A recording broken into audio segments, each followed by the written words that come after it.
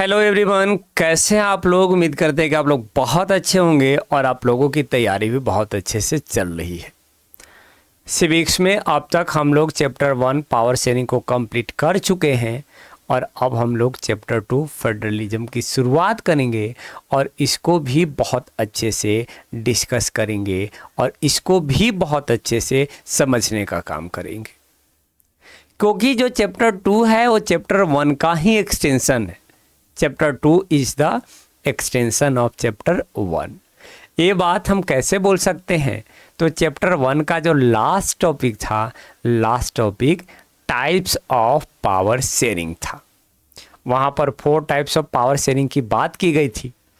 और अगर second type की अगर बात कर लिया जाए तो सेकेंड टाइप ये था कि power can be shared among government at different level. Power को अलग अलग लेवल पर जो गवर्नमेंट है उसके बीच शेयर किया जा सकता है। जैसे कि एक लेवल 1 पर गवर्नमेंट है और एक लेवल 2 पर गवर्नमेंट है, तो इसके बीच आप क्या कर दो, पावर को शेयर कर दो। और इस तरह के पावर शेयरिंग अरेंजमेंट को वहाँ ये बोला गया कि such type of power sharing arrangement is known as federal system. इसको क्या बोला गया है? फेडरल सिस्टम बोला गया है। इसको फेडरल सिस्टम कहो या फेडरलिज्म कहो, दोनों एक ही हैं। दोनों एक ही हैं, दोनों अलग अलग नहीं है। इसके साथ साथ ये बात भी वहाँ मेंशन किया गया था कि फेडरल सिस्टम को हम लोग इन डिटेल चैप्टर 2 में डिस्कस करेंगे और अब हम लोग चैप्टर 2 में आ चुके हैं। तो फेडरलिज्म का बेसिक चीज़ हम लोगों के पास पहले से बना हुआ है। फेडरलिज्म एक ऐसा सिस्टम ऑफ गवर्नमेंट है जिसमें पावर को अलग अलग लेवल पर जो गवर्नमेंट होता है उसके बीच डिवाइड किया जाता है। ठीक है, उसके बीच क्या किया जाता है? डिवाइड किया जाता है। इसके अपोजिट में एक यूनिटरी सिस्टम होता है, उसकी भी चर्चा इस चैप्टर में की गई है, करेंगे भी। फिलहाल हम लोग चैप्टर की शुरुआत करते हैं और यहाँ पर ये बोला गया कि federalism is a system of government in which power is divided between a central authority and various constituent unit of the country. बोला गया कि फेडरलिज्म एक सिस्टम ऑफ गवर्नमेंट है। फेडरलिज्म एक सिस्टम ऑफ गवर्नमेंट है इनमें जिसमें आप ये देखते हो कि पावर को डिवाइड कर दिया जाता है एक सेंट्रल अथॉरिटी के बीच and various constituent unit of the country के बीच। देश में एक सेंट्रल अथॉरिटी होता है, उसको कुछ पावर दे दिया जाता है, और जो स्मॉल यूनिट होता है उसको कुछ पावर दे दिया जाता है। और इस तरह के सिस्टम ऑफ गवर्नमेंट को आप क्या कहते हो? फेडरलिज्म कहते हो। क्या कहते हो? फेडरलिज्म कहते हो। और फेडरलिज्म के थ्रू जो फेडरेशन बनता है उस फेडरेशन में 2 लेवल ऑफ गवर्नमेंट होता है। कितने लेवल ऑफ गवर्नमेंट होता है? 2 लेवल ऑफ गवर्नमेंट होता है। And 1 is government for entire country. एक जो गवर्नमेंट होता है पूरे इंटायर कंट्री के लिए होता है, that is responsible for few subject of national interest. जो कुछ ही सब्जेक्ट के लिए रिस्पॉन्सिबल होता है वैसा सब्जेक्ट जो नेशनल इम्पोर्टेंस से जुड़ा हुआ हो। एक फेडरेशन में 2 लेवल ऑफ गवर्नमेंट होता है। 1 is government for entire country, 1 is government for entire country. एक जो गवर्नमेंट होता है पूरे देश के लिए होता है and that is responsible for few subject, और वो कुछ ही सब्जेक्ट के लिए रिस्पॉन्सिबल होता है वैसा सब्जेक्ट जो सब्जेक्ट नेशनल इम्पोर्टेंस से जुड़ा हुआ हो। Okay. Others are government at the level of province और स्टेट। अदर्स जो होते हैं वो जो गवर्नमेंट होते हैं वो किस लेवल पर होंगे? प्रोविंस या स्टेट के लेवल पर होंगे। And that look after day to day administration. पर डे जो प्रशासनिक व्यवस्था होता है, प्रशासनिक व्यवस्था को वो देखभाल करते हैं, सुपरविजन करते हैं, निगरानी करते हैं। तो जो सेकेंड लेवल ऑफ गवर्नमेंट होता है वो प्रोविंस या स्टेट लेवल पर होता है जो डे टू डे एडमिनिस्ट्रेशन की देखभाल करते हैं। ओके, यहाँ तक चीज़ें क्लियर है। फेडरल गवर्नमेंट क्लियर है। तो यहाँ पर ये बोला गया कि जो फेडरल गवर्नमेंट है that is opposite of unitary government. Federal government जो है यूनिटरी गवर्नमेंट के बिल्कुल क्या होता है, अपोजिट होता है। कैसे कैसे आप कह सकते हो कि फेडरल गवर्नमेंट यूनिटरी गवर्नमेंट का अपोजिट होता है? तो यहाँ पर ये बोला गया कि under unitary system, unitary system में आप क्या देखते हो कि either there is only one level of government और sub unit are subordinate to the central government. Unitary system में या तो एक ही लेवल ऑफ गवर्नमेंट होगा या तो एक ही लेवल ऑफ गवर्नमेंट होगा, अदरवाइज सब यूनिट है, छोटे छोटे स्टेट हैं तो वो स्टेट सेंट्रल गवर्नमेंट के सबऑर्डिनेट होंगे, अधीन होंगे। ठीक है, तो अपोजिट है कि नहीं है? आप क्या देख रहे हो कि फेडरल गवर्नमेंट में, फेडरल सिस्टम में 2 लेवल ऑफ गवर्नमेंट है कम से कम और दोनों के बीच पावर डिवाइडेड है। दूसरी तरफ जो यूनिटरी सिस्टम है, यूनिटरी सिस्टम में आप क्या देखते हो कि एक ही लेवल ऑफ गवर्नमेंट है।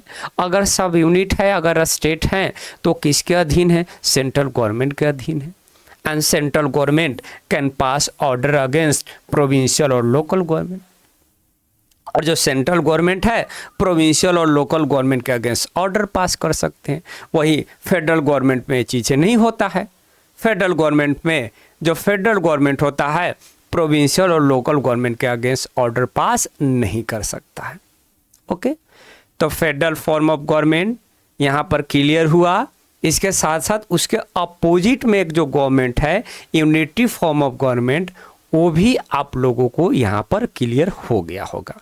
कभी कभार दोनों को कंपैरिजन कर कर क्वेश्चन पूछ दिया जाता है, तो आप जो है उसको कंपेयर कर कर, माने चूँकि फीचर बिल्कुल अपोजिट है तो अपोजिट वे में आप जो है से कि सारा फीचर को क्या कर दो, राइट डाउन कर दो। क्वेश्चन आंसर भी अगर आप लोगों को चाहिए तो देखिए टेलीग्राम पर एक चैनल है, उस चैनल से आप लोग जुड़ जाइए। वहाँ पर चैप्टर वाइज जो भी क्वेश्चन हैं और उस क्वेश्चन का जो आंसर है वो सारा क्वेश्चन आंसर लिखा हुआ है और रिटन फॉर्म में लिखा हुआ है, बाय हैंड लिखा हुआ और हम खुद लिखे हैं, वो आप लोगों को प्रोवाइड कर दिया जाएगा, वो मिल जाएगा, इजीली मिल जाएगा। यहाँ तक चीज़ें क्लियर है। अब है कि की फीचर्स ऑफ फेडरलिज्म, फेडरलिज्म का की फीचर क्या है, फीचर क्या है। ये तो हुआ फेडरलिज्म का डिफिनेशन। अभी तक हम लोगों ने फेडरलिज्म के डिफिनेशन को समझा, अब फेडरलिज्म का फीचर क्या है, फीचर को भी समझ लेते हैं कि फीचर्स क्या है। तो फीचर क्या बोला गया कि there are 2 or more level of government, there are 2 or more level of government. कम से कम फेडरल सिस्टम में 2 लेवल ऑफ गवर्नमेंट होना चाहिए, कम से कम 2 तो होना ही चाहिए। तो क्या बोला गया कि there are 2 or more level of government, 2 या 2 से ज़्यादा लेवल ऑफ गवर्नमेंट होना चाहिए फेडरल सिस्टम में। पहला फीचर ए है। सेकेंड फीचर क्या है कि डिफरेंट लेवल ऑफ गवर्नमेंट, जो डिफरेंट लेवल ऑफ गवर्नमेंट है गवर्न द सेम सिटीजन्स, एक ही सिटीजन्स को गवर्न करेंगे।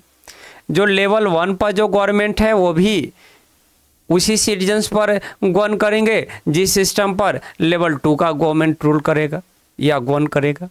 तो different level of government same citizens, एक ही सिटीजन्स पर रूल करेंगे, but each level has its on jurisdiction. लेकिन जो हर एक लेवल ऑफ गवर्नमेंट है उनका जो जुरिस्डिक्शन होगा वो जुरिस्डिक्शन लेजिस्लेशन, टैक्सेशन और एडमिनिस्ट्रेशन के रिगार्डिंग अलग अलग होगा। सेम सिटीजन्स पर रूल करेंगे लेकिन उनका जो जुरिस्डिक्शन पावर है, न्यायिक अधिकार की जो शक्ति है रिगार्डिंग लेजिस्लेशन, टैक्सेशन और एडमिनिस्ट्रेशन, वो अलग अलग होगा। ठीक है, देन ये जो जुरिस्डिक्शन है, ये जो न्यायिक अधिकार का जो पावर है that is specify in the constitution, वो कॉन्स्टिट्यूशन में क्लियरली मेंशन होगा। That is clearly mention in the constitution. क्यों क्लियरली मेंशन होगा कॉन्स्टिट्यूशन में, आप बताओ।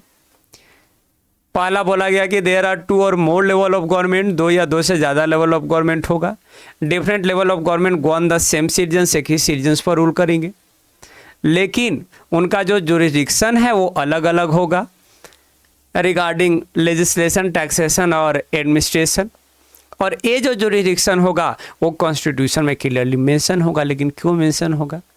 कन्फ्लिक्ट से बचने के लिए, आगे चलकर कन्फ्लिक्ट ना हो, उस कन्फ्लिक्ट से बचने के लिए उसको क्लियरली कॉन्स्टिट्यूशन में राइट डाउन कर दिया जाता है, मेंशन कर दिया जाता है।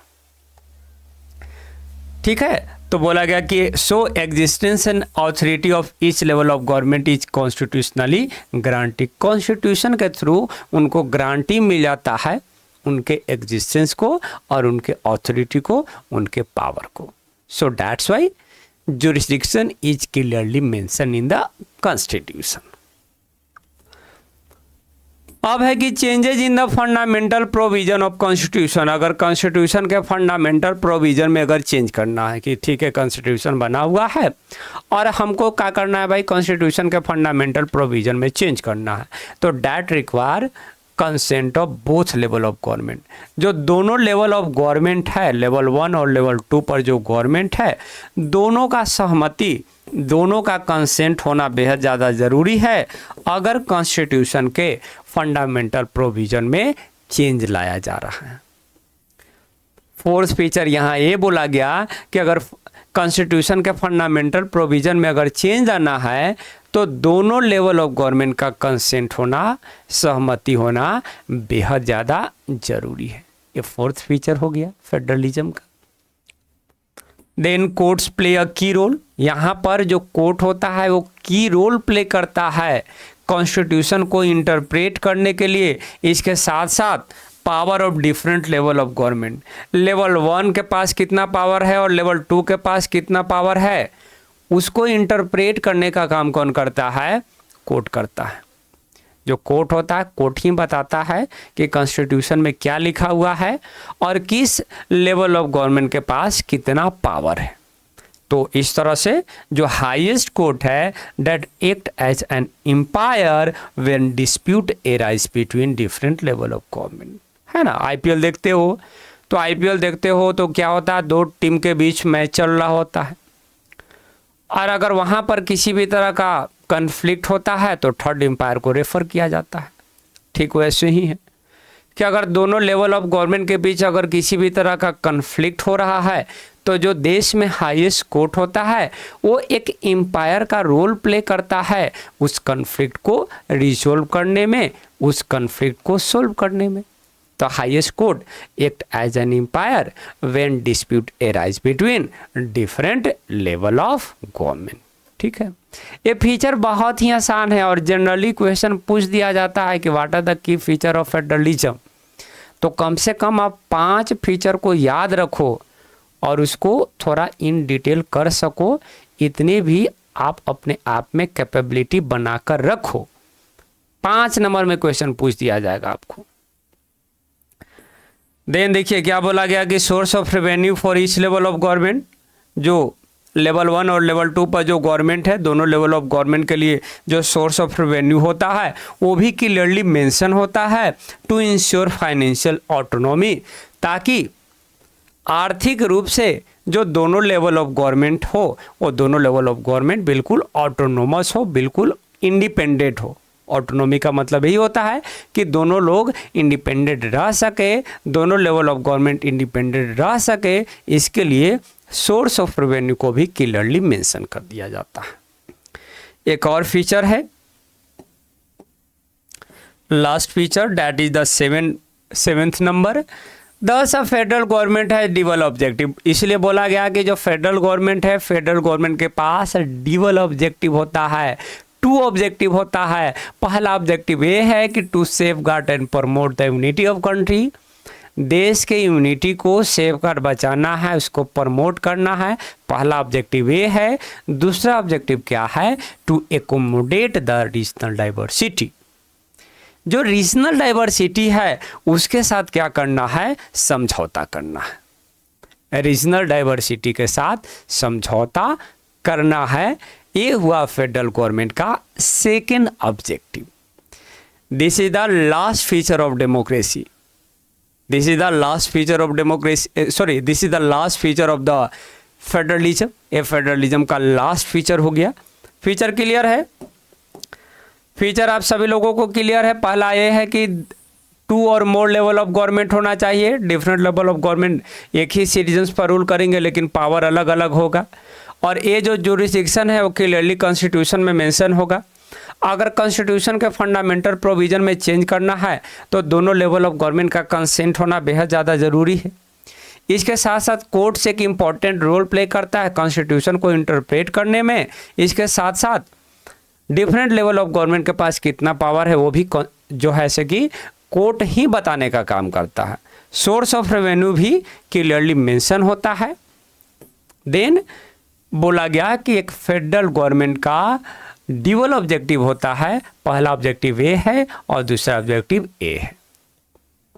ठीक है, फीचर इज कंप्लीटेड है। देन ये बोला गया कि an ideal federal system of government must have mutual trust and agreement to live together. अब किस तरह के फेडरल सिस्टम को आइडियल फेडरल सिस्टम बोला जाए, तो अगर आइडियल फेडरल सिस्टम कहना है किसी भी फेडरल सिस्टम को, तो इसके लिए क्या होना चाहिए कि जो दोनों लेवल ऑफ गवर्नमेंट है, दोनों लेवल ऑफ गवर्नमेंट के बीच एक म्यूचुअल ट्रस्ट होना चाहिए, एक दूसरे पर ट्रस्ट होना चाहिए। इसके साथ साथ एग्रीमेंट होना चाहिए कि वो लोग साथ मिलकर रह सके। तो वैसे फेडरल सिस्टम को क्या बोला जाता है कि ये एक आइडियल फेडरल सिस्टम है। ये क्या है? आइडियल फेडरल सिस्टम है। Okay, now the question is that कि balance of power between central and state government, power का डिवीजन कैसे होगा? 2 लेवल ऑफ गवर्नमेंट है, बोला गया कि 2 लेवल ऑफ गवर्नमेंट होगा। अब प्रॉब्लम यह है कि लेवल 1 को कितना पावर दिया जाए और लेवल 2 को कितना पावर दिया जाए। आखिर पावर का डिवीजन कैसे होगा? क्या 50-50 कर दिया जाए, 50% पावर लेवल 1 को या 50% पावर लेवल 2 को, या 70-30 का रेशियो रखा जाए? तो ये चीज़ें हैं कि पावर का डिवीजन जो है सेंट्रल और स्टेट गवर्नमेंट के बीच कैसे होना चाहिए। तो हियर इट इज सेड कि exact balance of power between central and state government varies from one federation to another federation. जो एग्जैक्ट पावर है कि एग्जैक्ट पावर कितना हो सकता है वो एक फेडरेशन से दूसरे फेडरेशन वेरी करता है। सारे फेडरेशन में पावर ऑफ बैलेंस फिक्स्ड नहीं है, वो वेरी कर जाएगा। पावर का जो शेयरिंग है वो इस पर डिपेंडेंट होता है कि किस तरह के हिस्टोरिकल कंटेस्ट में वो फेडरेशन बना है। पावर शेयरिंग इस बात पर डिपेंडेंट होता है कि वो जो फेडरेशन बना है वो किस तरह के हिस्टोरिकल कंटेस्ट में बना है। और यहाँ पर फिर 2 टाइप्स ऑफ फेडरेशन की चर्चा की गई। एक को बोला गया कमिंग टुगेदर फेडरेशन और सेकंड को बोला गया holding together federation. 2 types of federation, कितना पावर होना चाहिए सेंट्रल गवर्नमेंट के पास और स्टेट गवर्नमेंट के पास, उसके बेसिस पर 2 टाइप्स ऑफ फेडरेशन की चर्चा की गई है। एक है कमिंग टुगेदर फेडरेशन और दूसरा क्या है होल्डिंग टुगेदर फेडरेशन। और कमिंग टुगेदर फेडरेशन के बारे में देखिए, नाम से ही पता चल रहा कमिंग टुगेदर फेडरेशन। तो when independent states come together on their own to form a bigger unit that will be known as coming together federation। जब इंडिपेंडेंट स्टेट खुद से आकर एक बड़े यूनिट की निर्माण करेंगे तो उस तरह के फेडरेशन को आप क्या कहोगे? कमिंग टुगेदर फेडरेशन कहोगे। उस तरह के फेडरेशन को आप क्या कहोगे? कमिंग टुगेदर फेडरेशन कहोगे। और होल्डिंग टुगेदर फेडरेशन में बोला गया कि जब एक large country decide to divide his power, जब एक बहुत बड़ा देश डिसाइड करता है कि हमको पावर को एक सेंट्रल गवर्नमेंट और स्टेट गवर्नमेंट के बीच शेयर करना है, तो उस तरह का फेडरेशन को आप क्या कहते हो? Holding together federation. मतलब सेंट्रल गवर्नमेंट पावर को ज़्यादा होल्ड किए हुए है। ठीक है ना? कमिंग टुगेदर फेडरेशन और होल्डिंग टुगेदर फेडरेशन क्लियर है। कमिंग टुगेदर फेडरेशन में इंडिपेंडेंट स्टेट साथ मिलकर एक बड़े यूनिट की निर्माण करते हैं और होल्डिंग टुगेदर फेडरेशन में एक बड़ा देश खुद डिसाइड करता है कि पावर को 2 लेवल ऑफ गवर्नमेंट के बीच शेयर करना चाहिए। देन कमिंग टुगेदर फेडरेशन में जो कॉन्स्टिट्यूएंट स्टेट्स होते हैं, सारे कॉन्स्टिट्यूएंट स्टेट के पास इक्वल पावर होता है और ये जो पावर होता है फेडरल गवर्नमेंट से ज़्यादा होता है। ये पावर फेडरल गवर्नमेंट से ज़्यादा होता है। वहीं होल्डिंग टुगेदर फेडरेशन में आप क्या देखते हो कि सेंट्रल गवर्नमेंट जो होता है वो ज़्यादा पावरफुल होता है स्टेट से। देख रहे हो ना कि अपोजिट फीचर यहाँ भी देखने को मिल रहा है। यहाँ पर सारे स्टेट के पास इक्वल पावर है और ये जो पावर है फेडरल गवर्नमेंट से ज़्यादा है। दूसरी तरफ आप क्या देखते हो कि यहाँ पर आप क्या देख रहे हो कि सेंट्रल गवर्नमेंट के पास ज़्यादा पावर है स्टेट गवर्नमेंट से। देन कॉन्स्टिट्यूएंट स्टेट्स जो है वो चाहते हैं कि अपने सोवरेनिटी को मेंटेन करें, अपने आइडेंटिटी को रिटेन करें, इसके साथ साथ अपने सिक्योरिटी को इंक्रीज करें। और अगर best example coming together federation की अगर बात कर लिया जाए तो यूएसए हो गया, स्विट्जरलैंड हो गया एंड देन ऑस्ट्रेलिया हो गया।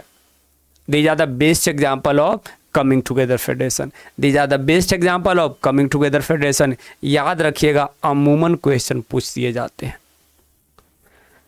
यहाँ पर बोला गया कि different constituent units of federation have unequal power. यहाँ पर इक्वल पावर था, यहाँ पर जो कॉन्स्टिट्यूएंट यूनिट है उसके पास पावर क्या है, अनइक्वल है। सारे स्टेट को एक जैसा पावर नहीं दिया जाता है। अगर इसका बेस्ट एग्जांपल बात कर लिया जाए तो इंडिया है हमारा देश, देन स्पेन हो गया and then Belgium. These are the best example of coming together federation, holding together federation. These are the best example of holding together federation. Which country are the best example of holding together federation? India, Spain and Belgium. Okay, यहाँ तक चीजें clear है। First topic is completed here. जो first topic है chapter 2 federalism का, वो topic यहाँ पर कंप्लीट हो जाता है। सेकेंड टॉपिक आप लोगों का है what makes India a federal country. ये तो हो गया जनरल कि फेडरलिज्म का डिफिनेशन क्या है, फेडरलिज्म के फीचर्स क्या हैं। अब उसके बाद ये बोला गया कि भारत एक फेडरल कंट्री है, एग्जाम्पल दिया गया। तो आखिर भारत में ऐसा कौन सा फीचर है जो भारत को क्या बनाता है, फेडरल कंट्री बनाता है। उसको भी हम लोग कंप्लीट कर लेंगे कि आखिर ऐसे कौन से प्रोविजन है जो इंडिया को फेडरल कंट्री बनाता है। ओके, तो चलिए उसको भी देख लेते हैं।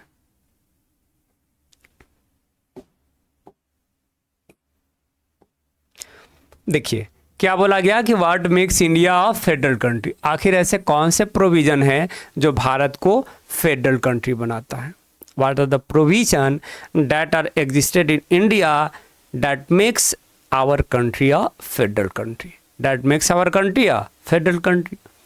क्या बोला गया कि India had emerged as an independent nation after partition. Bharat एक इंडिपेंडेंट नेशन के रूप में इमर्ज हुआ पार्टीशन के बाद। भारत जैसे ही आज़ाद हुआ, भारत को पार्टीशन कर दिया गया, 2 देश में डिवाइड कर दिया गया। और 2 देश में डिवाइड करने के बाद उस समय 565 प्रिंसली स्टेट थे। प्रिंसली स्टेट देशीय रियासत 565 प्रिंसली स्टेट हुआ करते थे। Several princely state become the part of our country. ये सब प्रिंसली स्टेट भी जो है हमारे देश के पार्ट बने, हमारे देश के हिस्सा बने। सो दैट्स वाई एक कारण था कि जब कॉन्स्टिट्यूशन उस समय ड्राफ्ट किया गया और कॉन्स्टिट्यूशन बनकर रेडी हुआ तो कॉन्स्टिट्यूशन में क्या डिक्लेयर किया गया कि India shall be union of a state. जो कॉन्स्टिट्यूशन का आर्टिकल 1 है, कॉन्स्टिट्यूशन का जो आर्टिकल 1 है, आर्टिकल 1 में क्या है, India that is Bharat shall be union of a state. India that is Bharat shall be union of a state. Bharat के कॉन्स्टिट्यूशन के आर्टिकल 1 में भारत को ये नहीं बोला गया कि भारत एक फेडरल कंट्री है, बल्कि क्या बोला गया कि India that is Bharat shall be union of a state. तो कॉन्स्टिट्यूशन में डिक्लेयर किया गया इंडिया को एक यूनियन ऑफ अ स्टेट के रूप में। लेकिन कॉन्स्टिट्यूशन में जो प्रोविजन है that is based on the principle of federalism. ये तो बोला जा रहा है कि भारत एक यूनियन ऑफ अ स्टेट है, लेकिन कॉन्स्टिट्यूशन में जो प्रोविजन मेंशन है वो प्रोविजन किस पर बेस्ड है, फेडरलिज्म के प्रिंसिपल पर बेस्ड है। So India is a federal country. Declare नहीं किया गया वो बात अलग है, लेकिन क्योंकि कई सारे जो प्रोविजन है अभी बताएंगे ही, आप देखिएगा, खुद देखिएगा और आप खुद बोलिएगा कि जो जनरल फीचर है फेडरलिज्म का वो सारे फीचर भारत में देखने को मिल जाते हैं। और अगर भारत में वो सारे फीचर देखने को मिल रहे हैं इट मीन्स डैट कि India is a federal country, Bharat एक फेडरल कंट्री है। लाइक देखिए कि कॉन्स्टिट्यूशन में क्लियरली डिवाइड किया गया 2 tier system of government, 2 level of government आपको ओरिजिनल कॉन्स्टिट्यूशन में देखने को मिल जाएगा कि लेवल 1 पर एक गवर्नमेंट है और एक लेवल 2 पर गवर्नमेंट है। लेवल 1 पर जो गवर्नमेंट है उसको क्या बोला गया, सेंट्रल या यूनियन गवर्नमेंट, और लेवल 2 पर जो गवर्नमेंट है उसको स्टेट गवर्नमेंट बोला गया है। तो जो हमारे देश का जो ओरिजिनल कॉन्स्टिट्यूशन था, ओरिजिनल कॉन्स्टिट्यूशन में 2 लेवल ऑफ गवर्नमेंट की चर्चा की गई थी, बाद में लेवल 3 को भी जोड़ा गया। Later, here it is added कि later a 3rd tier of federalism was added in the form of panchayat and municipalities. बाद में थर्ड टियर ऑफ फेडरलिज्म को भी जो है से कि क्या किया गया है, जोड़ा गया है। तो ओरिजिनल कॉन्स्टिट्यूशन में तो 2 लेवल ऑफ गवर्नमेंट था ही। अब अभी हम फीचर पढ़े हैं कि फेडरलिज्म का जो फर्स्ट फीचर है वो क्या है कि there are 2 or more level of government. तो 2 लेवल ऑफ गवर्नमेंट हमारे देश में भी है, तो आप क्या कहोगे, भारत को एक फेडरल सिस्टम कहोगे। You will call India federal system. ये डायरेक्ट क्वेश्चन पूछा जाता है कि what makes India federal country, तो वहाँ पर ये सब लाइन लिखिए। उसके बाद इंपॉर्टेंट लाइन जो आप लोगों को लिखना है वो इंपॉर्टेंट लाइन, वो इंपॉर्टेंट पॉइंट ए है। वो इंपॉर्टेंट पॉइंट ये है कि constitution clearly provided 3-fold distribution of legislative power between union and state government. Constitution में क्लियरली 3 पार्ट में लेजिस्लेटिव पावर को डिवाइड किया गया। लेजिस्लेटिव पावर को 3 पार्ट में क्लियरली कॉन्स्टिट्यूशन में मेंशन किया गया है, और वो 3 पार्ट कौन कौन से हैं, यूनियन लिस्ट, स्टेट लिस्ट और कंकरेंट लिस्ट। लेजिस्लेटिव पावर को 3 पार्ट के थ्रू कॉन्स्टिट्यूशन में डिवाइड किया गया। अब देखिए, और अगर लेजिस्लेटिव पावर को डिवाइड किया जा रहा है दोनों लेवल ऑफ गवर्नमेंट के बीच, और जो हमारा सेकंड फीचर था, वो सेकंड फीचर क्या था कि जो डिफरेंट लेवल ऑफ गवर्नमेंट होते हैं वो सेम सिटीजन्स पर रूल करते हैं, लेकिन जो लेजिस्लेशन से जुड़ा हुआ जो पावर होता है वो अलग अलग होता है। देखिए, लेजिस्लेटिव पावर को यहाँ क्या किया जा रहा है, डिफ्रेंशिएट किया जा रहा है, अलग अलग किया जा रहा है। देखिए यूनियन लिस्ट, तो यूनियन लिस्ट में वैसे सब्जेक्ट मेंशन किए गए हैं जो नेशनल इंपॉर्टेंस के हैं, like defence, foreign affair, banking, communication and currency. पहला लिस्ट बनाया गया यूनियन लिस्ट, और यूनियन लिस्ट में वैसे सब्जेक्ट मेंशन किए गए हैं जो नेशनल इंपॉर्टेंस के हैं, जैसे कि डिफेंस हो गया, फॉरेन अफेयर हो गया, बैंकिंग हो गया, कम्युनिकेशन हो गया और करेंसी हो गया। और यहाँ पर क्या बोला गया कि जो यूनियन गवर्नमेंट है, जो लेवल 1 पर गवर्नमेंट है, जिसको आप यूनियन गवर्नमेंट या सेंट्रल गवर्नमेंट कहते हो, सिर्फ और सिर्फ यूनियन गवर्नमेंट ही इन सारे सब्जेक्ट पर कानून बना सकता है। पावर का डिवीजन हो रहा है, लेजिस्लेटिव पावर का डिवीजन हो रहा है। दिख रहा है आप लोगों को कि कुछ सब्जेक्ट मेंशन कर दिए गए यूनियन लिस्ट में, और बोला गया कि इन सब्जेक्ट पर कानून बनाने का अधिकार सिर्फ और सिर्फ किसके पास होगा, सेंट्रल गवर्नमेंट के पास होगा। ठीक है, फिर सेकंड लिस्ट बनाया गया। सेकंड लिस्ट था स्टेट लिस्ट, और स्टेट लिस्ट में वैसे सब्जेक्ट मेंशन किए गए जो स्टेट या लोकल इंपॉर्टेंस का है, और सब्जेक्ट जैसे police, trade, commerce, agriculture and irrigation. Second list जो है वो स्टेट लिस्ट का है, और स्टेट लिस्ट में वैसे सब्जेक्ट मेंशन किए गए जो स्टेट या लोकल इंपॉर्टेंस के हैं, like police, trade, commerce, agriculture and irrigation. और यहाँ ये बोला गया कि इन सब्जेक्ट पर कानून बनाने का काम कौन करेंगे, स्टेट गवर्नमेंट। जो लेवल 2 पर गवर्नमेंट, जो लेवल 2 पर गवर्नमेंट है, स्टेट गवर्नमेंट उन सब्जेक्ट पर कानून बनाएंगे जो सब्जेक्ट कहाँ मेंशन है, स्टेट लिस्ट में है। जो सब्जेक्ट कहाँ मेंशन है, स्टेट लिस्ट में है। ठीक है, क्लियरली लेजिस्लेटिव पावर का डिवीजन आप लोगों को अब दिख रहा होगा। जो फेडरलिज्म का क्या है फीचर है, वो फीचर भारत में दिख रहा है। उसके बाद जो थर्ड लिस्ट है, थर्ड लिस्ट कंकरेंट लिस्ट है, और कंकरेंट लिस्ट में वैसे सब्जेक्ट मेंशन किया गया जो कॉमन इंटरेस्ट का हो, बोथ लेवल ऑफ गवर्नमेंट, चाहे यूनियन हो या स्टेट गवर्नमेंट हो, दोनों गवर्नमेंट का कॉमन इंटरेस्ट का जो सब्जेक्ट था, that is mention in the concurrent list. And subject like education हो गए, फॉरेस्ट हो गए, ट्रेड यूनियन हो गए, मैरिज हो गया, एडॉप्शन हो गया, सक्सेशन हो गया। अब आप बताओ कि इन सब्जेक्ट पर कानून बनाने का अधिकार किसके पास होगा? सोचो किसके पास होगा? कंकरेंट लिस्ट में वैसे सब्जेक्ट मेंशन किए गए हैं जो सब्जेक्ट यूनियन और स्टेट गवर्नमेंट दोनों से जुड़ा हुआ हो, और वो सब्जेक्ट एजुकेशन है, फॉरेस्ट है, ट्रेड यूनियन। देखिए ट्रेड यूनियन कंकरेंट लिस्ट का पार्ट है, लेकिन ट्रेड स्टेट लिस्ट का पार्ट है। मैरिज हो गया, अडॉप्शन हो गया, सक्सेशन हो गया, एक कंकरेंट लिस्ट का पार्ट है। और कंकरेंट लिस्ट में जो सब्जेक्ट है उस सब्जेक्ट पर चूंकि ये दोनों के इंटरेस्ट से जुड़ा हुआ है, तो दोनों गवर्नमेंट, चाहे यूनियन गवर्नमेंट हो या स्टेट गवर्नमेंट हो, दोनों गवर्नमेंट इन सारे सब्जेक्ट पर नियम कानून बना सकते हैं। दोनों गवर्नमेंट इन सारे सब्जेक्ट पर नियम कानून बना सकते हैं। एक और क्वेश्चन पूछें आप लोगों से क्या? एक और क्वेश्चन ये पूछना है कि बाय द वे, अगर एक सब्जेक्ट एजुकेशन पर, जो कि कंकरेंट लिस्ट का पार्ट है, दोनों गवर्नमेंट अगर कानून बनाते हैं और अगर कानून कन्फ्लिक्टिंग हो गया, अगर कानून कन्फ्लिक्टिंग हो गया, तो वैसे सिचुएशन में क्या होगा? अब तो मुश्किल हो जाएगा, क्योंकि स्टेट गवर्नमेंट भी कहेगा कि भाई मेरे पास भी पावर है कि कंकरेंट लिस्ट के सब्जेक्ट पर कानून बना सकते हैं, और यूनियन गवर्नमेंट, सेंट्रल गवर्नमेंट कहेगा कि मेरे पास भी पावर है। तो फिर हम लोग जो है या देश में कौन से कानून को लागू किया जाएगा? सोचिए, 5 सेकंड का समय है। 1 2 3 4 5 खत्म। तो ऐसे सिचुएशन में जो कानून यूनियन गवर्नमेंट के द्वारा बनाया गया है वो कानून ही वैलिड होगा, उस कानून को ही माना जाएगा। The law that is going to be made by the union government that will prevail in our country, that will prevail in our country. ठीक है, चीजें क्लियर है।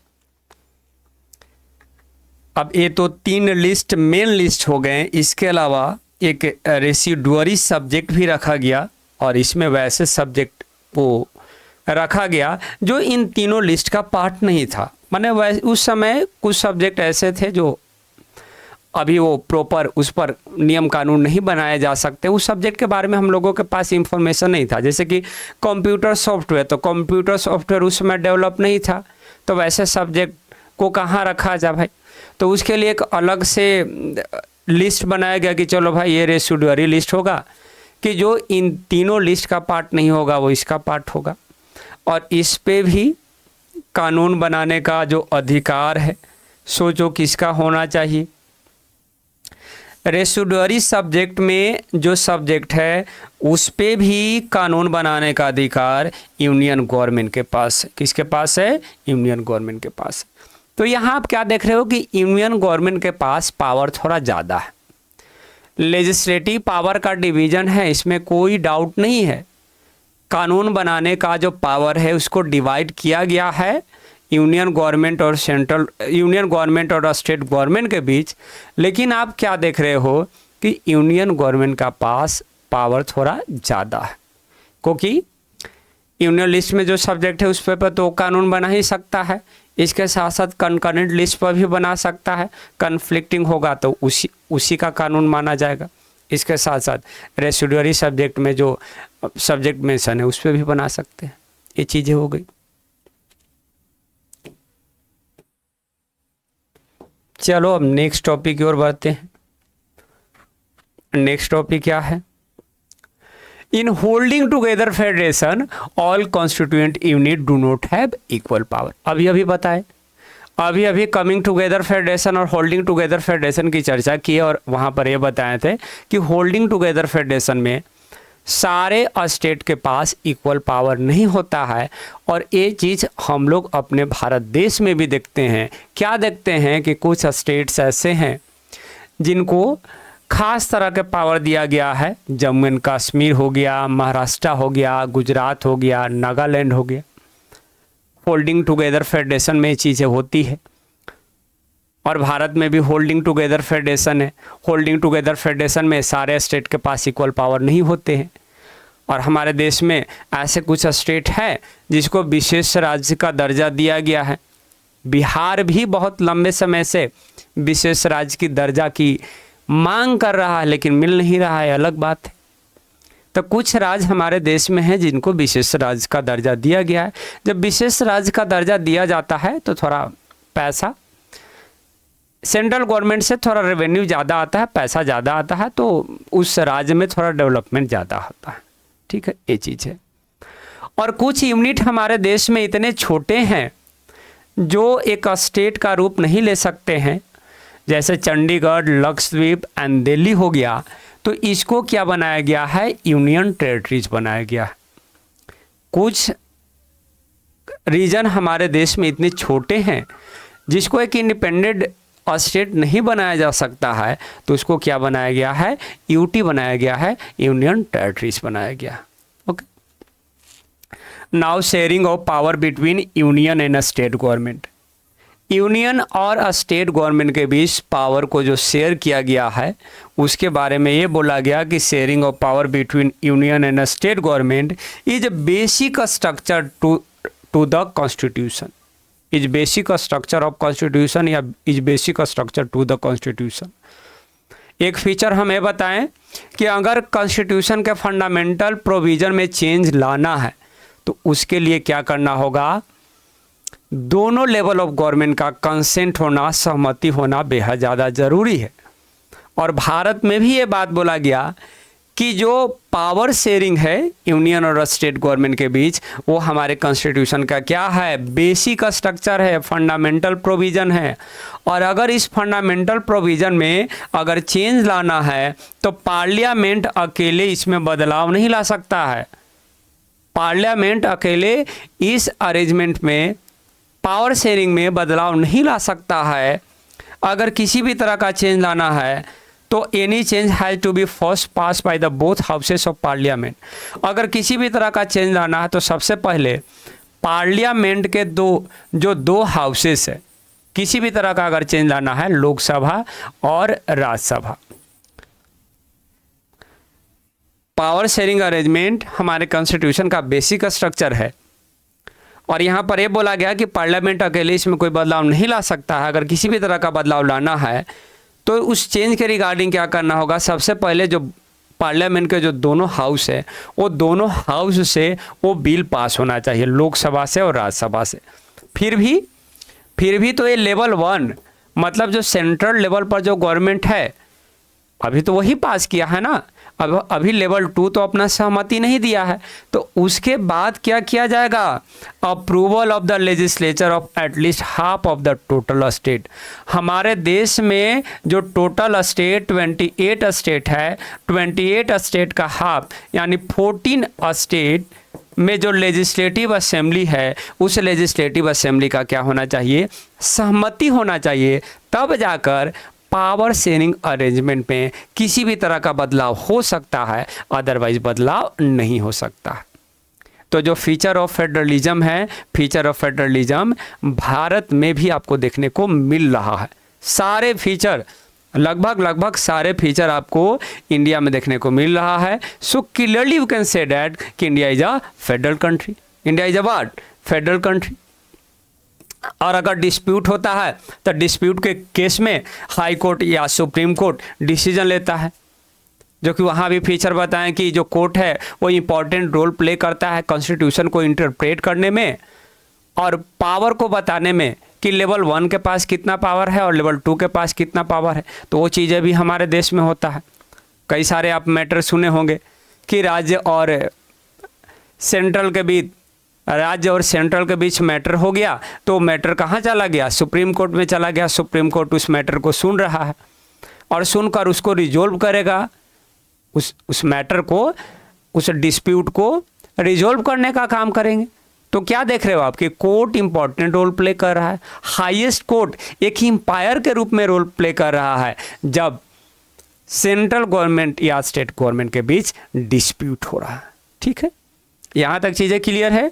मेरे ख्याल से जो टॉपिक सेकंड है, टॉपिक सेकंड भी यहाँ क्लियर हो गया, या topic second is also completed here. Next जो टॉपिक है कि how is federalism practice in India, Bharat में फेडरलिज्म कैसे प्रैक्टिस किया जाता है, तो अगले वीडियो में कवर करेंगे। 2 टॉपिक जो है काफ़ी है, 2 topic is enough in 1 video. एक वीडियो में 2 टॉपिक काफ़ी है। फिलहाल अगर टॉपिक अच्छे से समझ में आया और अगर क्वेश्चन आंसर भी अगर आपको चाहिए इस चैप्टर से जुड़ा हुआ, तो आप टेलीग्राम से जुड़ जाइए। आप मुझे व्हाट्सएप भी कर सकते हैं, मैं सारा चैप्टर का क्वेश्चन आंसर आपको भेज दूंगा और उसको राइट डाउन करो और उसको याद कर लो और जाओ बोर्ड में एकदम जो है सके फार करा जाओ। Just go and secure a good marks. Thank you very much इस वीडियो को देखने के लिए।